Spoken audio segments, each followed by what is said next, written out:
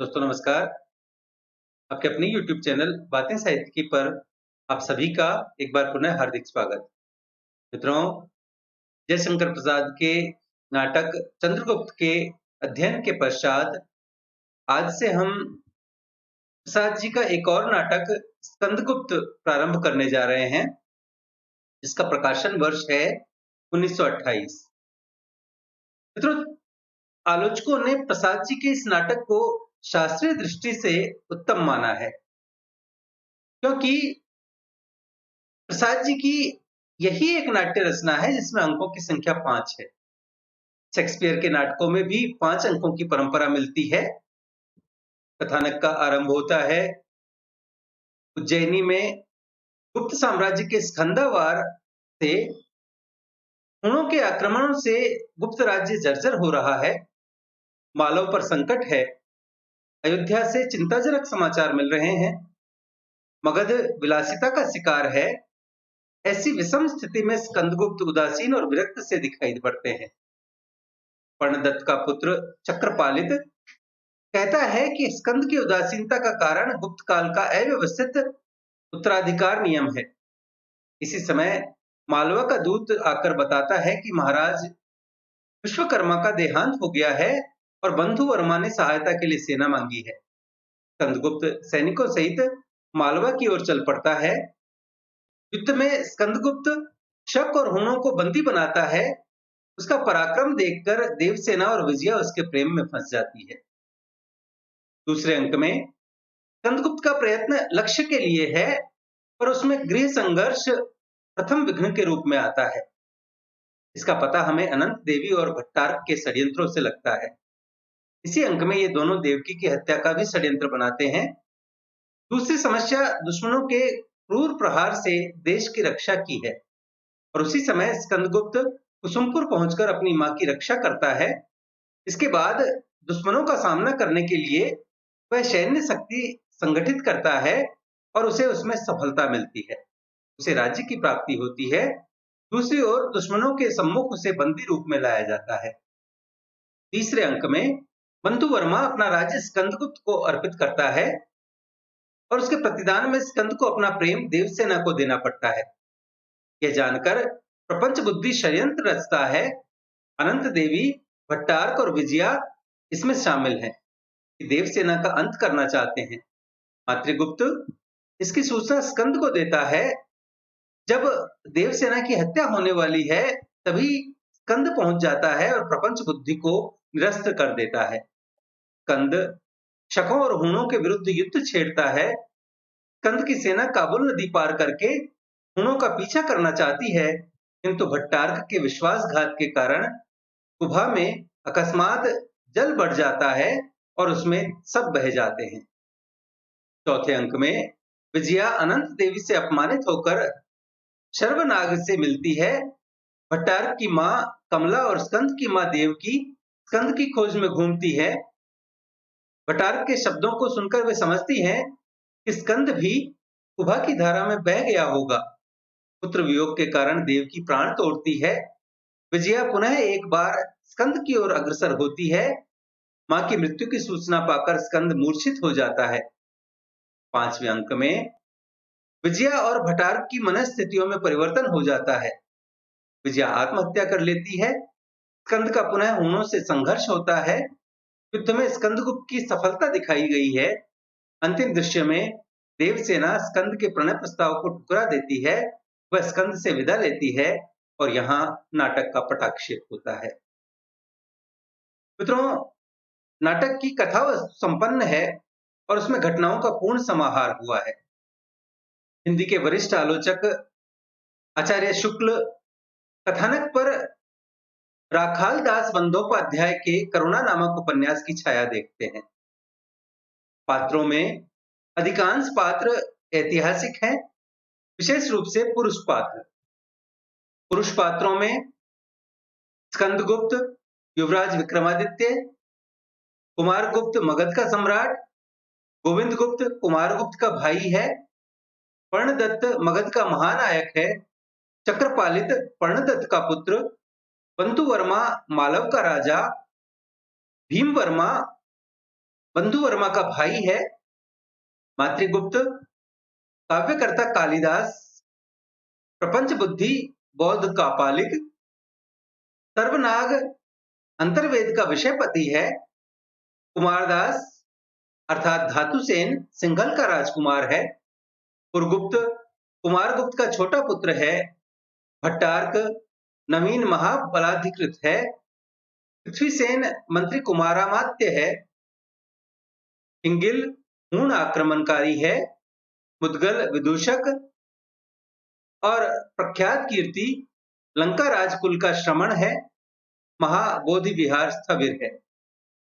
इसके अतिरिक्त महाप्रतिहार, महादंडनायक, नंदीग्राम का दंडनायक, प्रहरी, सैनिक इत्यादि हैं। स्त्री पात्रों में देवकी, जो कि कुमारगुप्त की बड़ी रानी है और स्कंदगुप्त की माता है।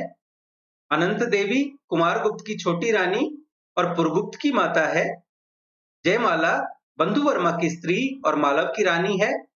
देवसेना बंधु वर्मा की बहन है। विजया मालव के धन कुमेर की कन्या है। कमला भट्टार्क की जननी है। रामा सर्वनाग की स्त्री है। मालिनी मातृगुप्त की प्रणयनी है और इसके अतिरिक्त सखी, दासी इत्यादि है। मित्रों, नाटक की चरित्र चित्रण की विशेषता पर प्रकाश डालते हुए डॉक्टर विजयकांत धर दुबे ने लिखा है कि इसमें वैयक्तिक चरित्र की विशेषताओं को राष्ट्र कल्याण से संबद्ध किया गया है तथा उन्हें राष्ट्रीय भूमिका पर विकसित किया गया है। स्कंदगुप्त, देवसेना, बंधु वर्मा, पर्णदत्त आदि ऐसे ही चरित्र हैं। नाटक के संवादों में कवित्व का प्राधान्य है। भाषा में काव्यात्मकता के साथ अलंकरण की प्रवृत्ति है। मित्रों, नाटक में कुल 13 गीत हैं और इसका विषय प्रणय और राष्ट्रीयता है। नाटक में वीर, श्रृंगार और करुण रसों की निष्पत्ति हुई है। प्रधान रस वीर है। एक आलोचक फ्रायड प्रणीत मनोविश्लेषणवाद का प्रभाव इस नाट्य कृति पर पाते हैं। इड, मानसिक नियतिवादिता, मनोग्रस्तता आदि मनोवैज्ञानिक उप सिद्धांतों का चित्रण इसमें सफलता के साथ हुआ है और वे आलोचक हैं डॉक्टर शिवराम माली। आइए चलते हैं स्कंदगुप्त नाटक की ओर और इसे पढ़कर समझने का प्रयत्न करते हैं। पहला अंक है जिसमें उज्जैनी में गुप्त साम्राज्य का स्कंधावार दिखाया गया है। स्कंदगुप्त टहलते हुए कह रहा है, अधिकार सुख कितना मादक और सारहीन है। अपने को नियामक और कर्ता समझने को बलवती स्पृहा उससे बेगार कराती है। उत्सवों में परिचारक और अस्त्रों में ढाल से भी अधिकार लोलुप मनुष्य क्या अच्छे हैं। ठहर कर कहता है, जो कुछ हो, हम तो साम्राज्य के एक सैनिक हैं। तभी पर्णदत्त का प्रवेश होता है और वह युवराज की जय जयकार करता है। स्कंदगुप्त कहता है, आर्य पर्णदत्त को अभिवादन करता हूं। सेनापति की क्या आज्ञा है? पर्णदत्त कहता है, मेरी आज्ञा? युवराज, आप सम्राट के प्रतिनिधि हैं, मैं तो आज्ञाकारी सेवक हूं। इस वृद्ध ने गरुड़ ध्वज लेकर आर्य चंद्रगुप्त की सेना का संचालन किया है। अब भी गुप्त साम्राज्य की नासिर सेना में उसी गरुड़ ध्वज की छाया में पवित्र क्षात्र धर्म का पालन करते हुए उसी के मान के लिए मर मिटूं, यही कामना है। गुप्त कुलभूषण, आशीर्वाद दीजिए, वृद्ध पर्णदत्त की माता का स्तन्य लज्जित न हो। स्कंदगुप्त कहता है, आर्य, आपकी वीरता की लेखमाला शिप्रा और सिंधु की लोल लहरियों से लिखी जाती है। शत्रु भी उस वीरता की सराहना करते हुए सुने जाते हैं। तब भी संदेह? पर्णदत्त कहता है, संदेह दो बातों से है युवराज। स्कंदगुप्त पूछता है, वे कौन सी हैं? पर्णदत्त कहता है, अपने अधिकारों के प्रति आपकी उदासीनता और अयोध्या में नित्य नए परिवर्तन। स्कंदगुप्त कहता है, क्या अयोध्या का कोई नया समाचार है? पर्णदत्त उत्तर देता है, संभवतः सम्राट तो कुसुमपुर चले गए हैं और कुमारामात्य महाबलाधिकृत वीरसेन ने स्वर्ग की ओर प्रस्थान किया। स्कंदगुप्त आश्चर्यपूर्वक पूछता है, क्या महाबलाधिकृत अब नहीं है? शोक। पर्णदत्त कहता है, अनेक समरों के विजेता महामानी गुप्त साम्राज्य के महाबलाधिकृत अब इस लोक में नहीं है। इधर प्रौढ़ सम्राट के विलास की मात्रा बढ़ गई है। स्कंदगुप्त कहता है, चिंता क्या आर्य, अभी तो आप हैं, तब भी मैं ही सब विचारों का भार वहन करूं, अधिकार का उपयोग करूं, वह भी किस लिए? प्रणदत्त पूछता है, किस लिए? स्वस्थ प्रजा की रक्षा के लिए, सतीत्व के सम्मान के लिए, देवता, ब्राह्मण और गौ की मर्यादा में विश्वास के लिए, आतंक से प्रकृति को आश्वासन देने के लिए आपको अपने अधिकारों का उपयोग करना होगा। युवराज, इसीलिए मैंने कहा था कि आप अपने अधिकारों के प्रति उदासीन हैं, जिसकी मुझे बड़ी चिंता है। गुप्त साम्राज्य के भावी शासक को अपने उत्तरदायित्व का ध्यान नहीं। स्कंदगुप्त कहता है, सेनापते, प्रकृतिस्थ होइए। परम भट्टारक महाराजाधिराज अश्वमेध पराक्रम श्री कुमार गुप्त महेंद्रादित्य के सुशासित राज्य की सुपालित प्रजा को डरने का कारण नहीं है। गुप्त सेना की मर्यादा की रक्षा के लिए प्रणदत्त सदृश महावीर अभी प्रस्तुत हैं। प्रणदत्त कहता है, राष्ट्र नीति दार्शनिकता और कल्पना का लोक नहीं है। इस कठोर प्रत्यक्षवाद की समस्या बड़ी कठिन होती है। गुप्त साम्राज्य की उत्तरोत्तर वृद्धि के साथ उसका दायित्व भी बढ़ गया है, पर उस बोझ को उठाने के लिए गुप्त कुल के शासक प्रस्तुत नहीं, क्योंकि साम्राज्य लक्ष्मी को वे अब अनायास और अवश्य अपनी शरण आने वाली वस्तु समझने लगे हैं। स्कंदगुप्त कहता है, आर्य, इतना व्यंग्य न कीजिए, इसके कुछ प्रमाण भी हैं। प्रणदत्त कहता है, प्रमाण अभी खोजना है। आंधी आने के पहले आकाश जिस तरह स्तंभित हो रहता है, बिजली गिरने से पूर्व जिस प्रकार नील कादम्बिनी का मनोहर आवरण महाशून्य पर चढ़ जाता है, क्या वैसी ही दशा गुप्त साम्राज्य की नहीं है? स्कंदगुप्त कहता है, क्या पुष्यमित्रों के युद्ध को देखकर वृद्ध सेनापति चकित हो रहे हैं? और वह हंसता है। प्रणदत्त कहता है, युवराज, व्यंग्य न कीजिए, केवल पुष्यमित्रों के युद्ध से ही इतिश्री न समझिए, म्लेच्छों के भयानक आक्रमण के लिए भी प्रस्तुत रहना चाहिए। चरों ने आज ही कहा है कि कपिशा को श्वेत हूणों ने पदाक्रांत कर लिया। इस पर भी युवराज पूछते हैं कि अधिकारों का उपयोग किस लिए? यही किस लिए प्रत्यक्ष प्रमाण है कि गुप्त कुल के शासक इस साम्राज्य को गले पड़ी वस्तु समझने लगे हैं। तभी चक्रपालित का प्रवेश होता है। चक्रपालित देखकर कहता है, अरे, युवराज भी यही हैं? युवराज की जय हो। स्कंदगुप्त कहता है, आओ चक्र, आर्य प्रणदत्त ने मुझे घबरा दिया है। चक्रपालित कहता है, पिताजी प्रणाम, कैसी बात है? प्रणदत्त कहता है, कल्याण हो आयुष्मान, तुम्हारे युवराज अपने अधिकारों से उदासीन हैं। वे पूछते हैं, अधिकार किस लिए? चक्रपालित कहता है, तात, इस किस लिए का अर्थ मैं समझता हूं। प्रणदत्त पूछता है, क्या? चक्रपालित कहता है, गुप्त कुल का अव्यवस्थित उत्तराधिकार नियम। स्कंदगुप्त कहता है, चक्र, सावधान, तुम्हारे इस अनुमान का कुछ आधार भी है? चक्रपालित कहता है, युवराज, यह अनुमान नहीं है, यह प्रत्यक्ष सिद्ध है। प्रणदत्त गंभीरता पूर्वक कहता है, चक्र, यदि यह बात हो भी, तब भी तुमको ध्यान रखना चाहिए कि हम लोग साम्राज्य के सेवक हैं। असावधान बालक, अपनी चंचलता को विश्व वृक्ष का बीज न बना देना। स्कंदगुप्त कहता है, आर्य प्रणदत्त, क्षमा कीजिए, हृदय की बातों को राजनीतिक भाषा में व्यक्त करना चक्र नहीं जानता। प्रणदत्त कहता है, ठीक है, किंतु उसे इतनी शीघ्रता नहीं करनी चाहिए। और देखकर कहता है, चर आ रहा है, कोई युद्ध का नया समाचार है क्या? चर का प्रवेश होता है। चर कहता है, युवराज की जय हो। प्रणदत्त पूछता है, क्या समाचार है? चर कहता है, अब की बार पुष्यमित्रों का अंतिम प्रयत्न है। वे अपनी समस्त शक्ति संकलित करके बढ़ रहे हैं। नासिर सेना के नायक ने सहायता मांगी है। दशपुर से भी दूत आया है। स्कंदगुप्त कहता है, अच्छा, जाओ उसे भेज दो। चर जाता है और दशपुर के दूत का प्रवेश होता है। दशपुर का दूत कहता है, युवराज भट्टारक की जय हो। स्कंदगुप्त पूछता है, मालोपति सकुशल हैं? दूत उत्तर देता है, कुशल आपके हाथ है। महाराज विश्वकर्मा का शरीरांत हो गया है। नवीन नरेश महाराज बंधु वर्मा ने साभिवादन श्री चरणों में संदेश भेजा है। स्कंदगुप्त कहता है, खेद, ऐसे समय में जबकि हम लोगों को मालवपति से सहायता की आशा थी, वह स्वयं कौटुंबिक आपत्तियों में फंस गए हैं। दूत कहता है, इतना ही नहीं, शक राष्ट्रमंडल चंचल हो रहा है। नवागत म्लेच्छ वाहिनी से सौराष्ट्र भी पदाक्रांत हो चुका है। इसी कारण पश्चिमी मालव भी अब सुरक्षित न रहा। स्कंदगुप्त पर्णदत्त की ओर देखते हैं। पर्णदत्त पूछता है, वल्लभी का क्या समाचार है?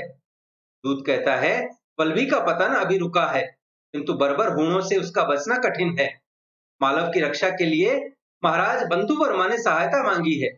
दशपुर की समस्त सेना सीमा पर जा चुकी है। स्कंदगुप्त कहता है, मालव और शक युद्ध में जो संधि गुप्त साम्राज्य और मालव राष्ट्र में हुई है, उसके अनुसार मालव की रक्षा गुप्त सेना का कर्तव्य है।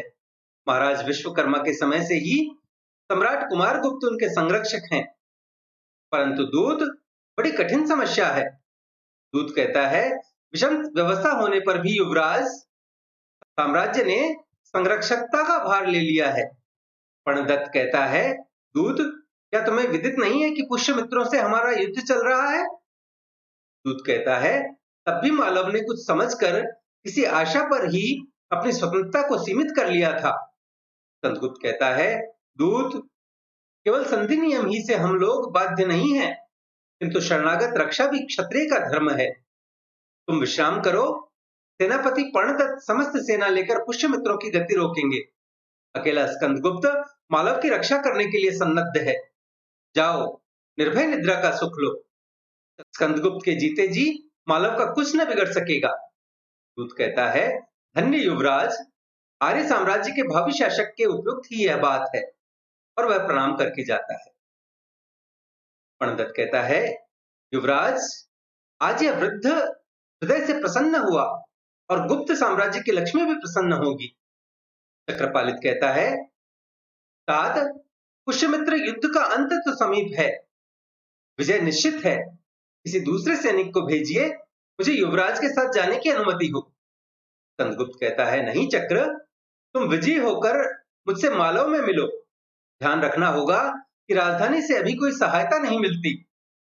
हम लोगों को इस आसन्न विपद में अपना ही भरोसा है। पर्णदत्त कहता है, कुछ चिंता नहीं युवराज, भगवान सब मंगल करेंगे। चलिए विश्राम करें। कुसुमपुर के राज मंदिर में सम्राट कुमार गुप्त और उनके परिषद को दिखाया गया है।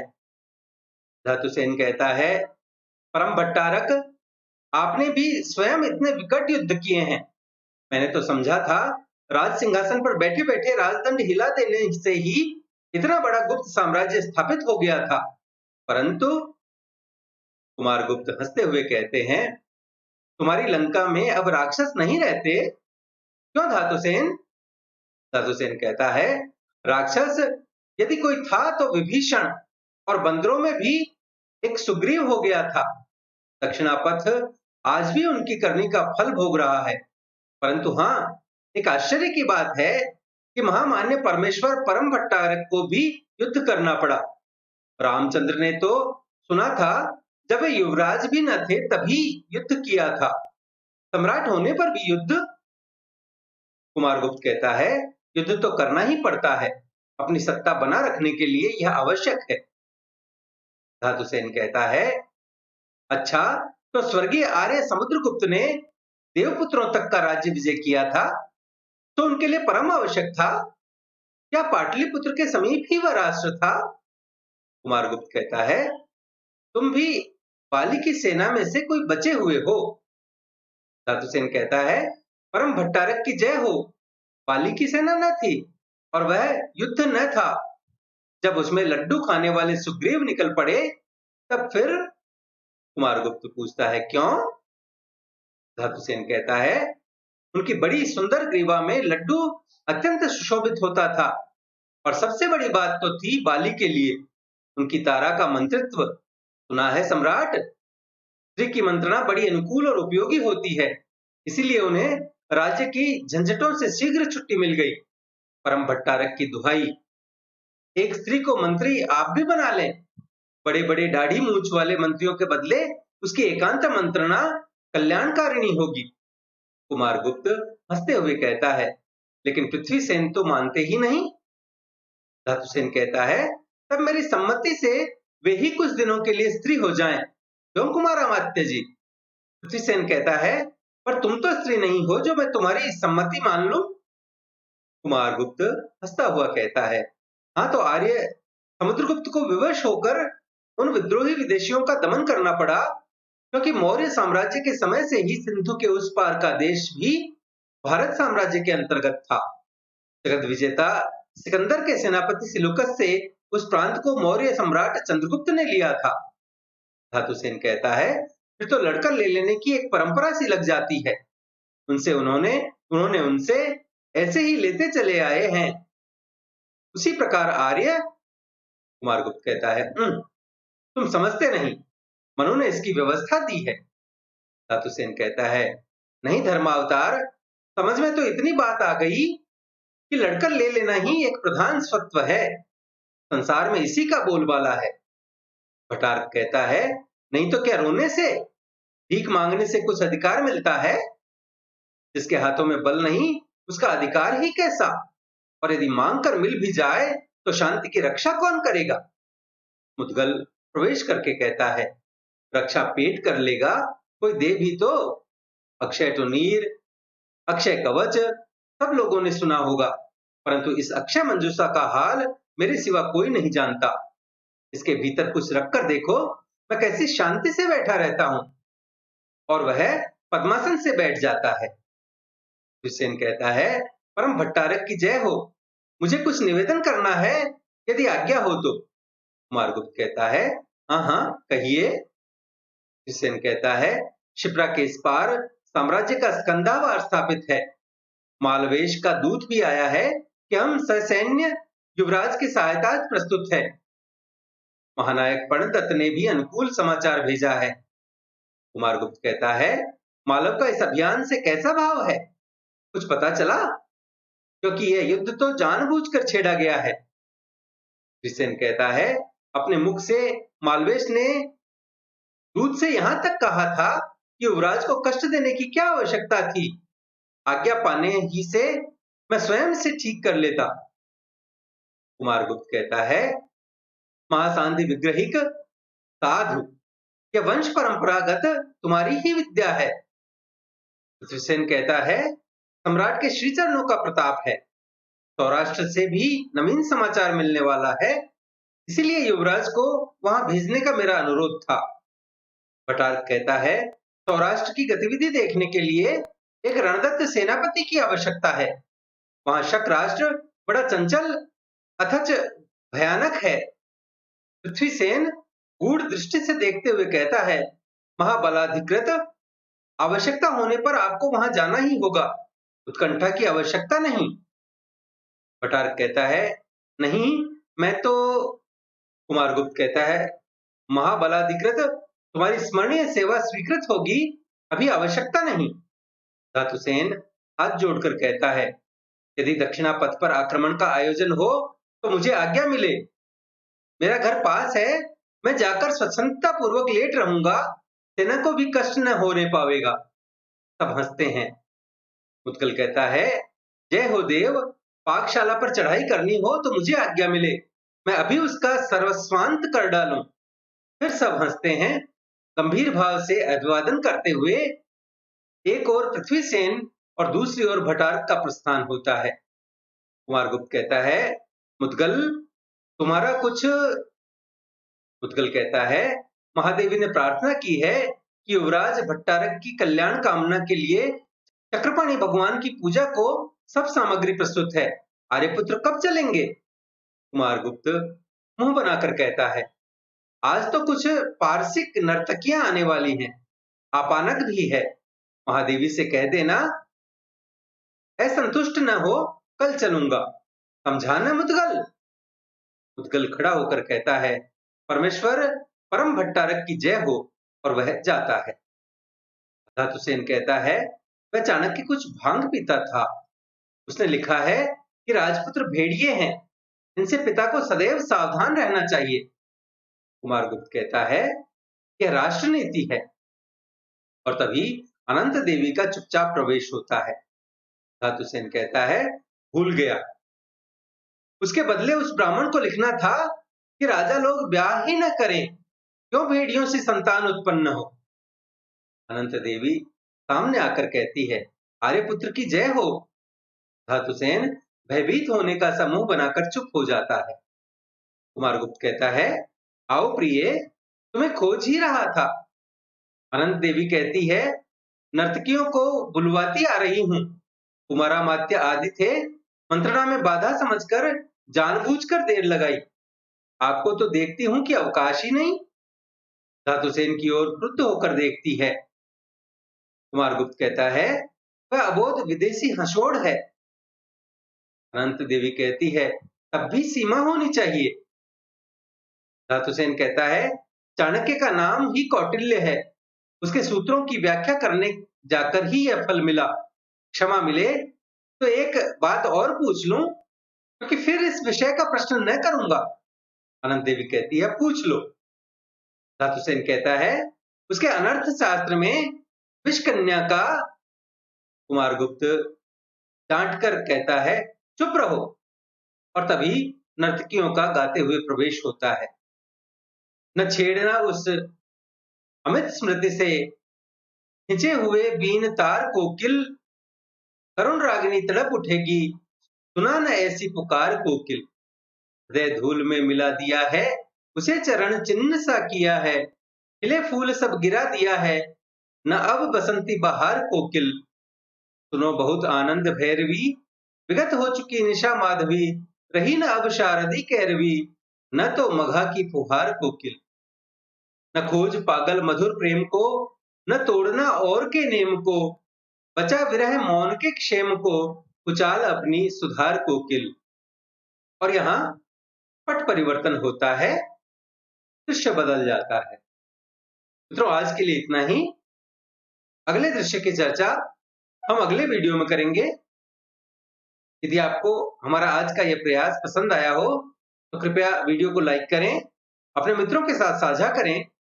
पीडीएफ तथा अन्य सहायता के लिए हमसे टेलीग्राम पर जुड़ें, चैनल को सब्सक्राइब करें और बेल आइकन दबाकर भविष्य के सभी वीडियोज की सूचना अपने तक सबसे पहले पहुंचाएं और देखते रहें बातें साहित्य की। धन्यवाद।